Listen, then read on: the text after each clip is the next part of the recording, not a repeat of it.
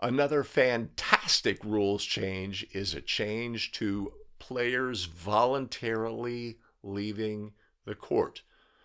Right? It establishes that a player may step out of bounds without penalty unless they are the first player to touch the ball after returning to the court, or if they left the court to avoid a violation. Unlike all other rule sets, high school used to say if a player decides, hey, I'm going to run out of bounds to get around some players or to avoid a player on the floor, or because I'm trying to, get to the other side of the court, etc. I make that decision. I'm voluntarily running off of the court. That's a violation. That was an out of bounds. The players need to be kept in that tight box. No other rule set requires that. This brings the NFHS rules more into line with others. The rationale: it allows a player to step out of bounds as long as they gain no advantage. Right? If we look at the rule itself, Article 3, a player shall not step out of bounds under the player's own volition and then become the first player to touch the ball after returning to the playing court or to avoid a violation. So the only real scenario where that would be the case is a player is in the lane, 1 second, 2 seconds. They realize, oh, I'm in the lane, and they decide I'm going to step out of bounds. I can voluntarily step out of bounds without it being a violation. But this does not alleviate the fact that they have been in the lane. So to avoid a violation, that would be the obvious one there.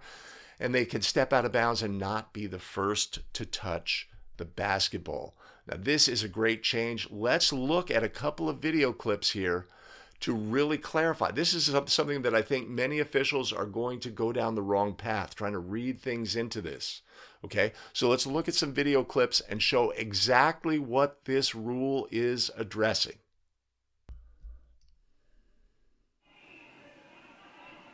Let's watch the player far side.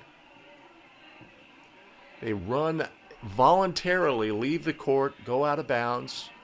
Last year, this would have been a violation. It was ruled a violation in this 3-point playoff game with under 30 seconds.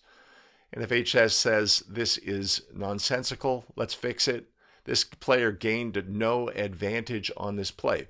But specifically, this player is leaving the court voluntarily. They're choosing to run off of the court to get to another spot on the court. Right? That is what this rules change addresses. Let's look at another example and watch this player make a similar action. They run off the court. There's an illegal screen on this play, but then the player returns to the court and gets the basketball. So let's take the illegal screen out of the equation on this play. If there had been no illegal screen, this would be a violation this year because the player left the court of their own volition, but then they were the first to touch when they returned to the court. And that is the critical part of the equation that we have to be aware of. It is no longer a violation to simply run off the court, but it is a violation if we run off of the court and are then the first to touch the basketball upon returning to the court. But a key takeaway here is don't build things in like, okay, a thrower, when they make a throw in, they run and don't return, or a player leaving the court due to momentum, etc. This rule change does not affect any of those situations. This is designed to address these two situations where a player voluntarily decides, I'm going to go out of bounds to get someplace else on the court. Or we've designed this play to get me to the other side of the court, and I'm going to use the out of bounds area.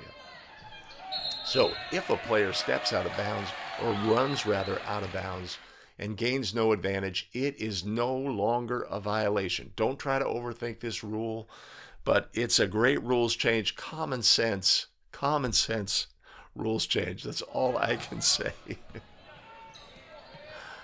A great change by NFHS to bring this into a more common sense approach for players running voluntarily off of the court.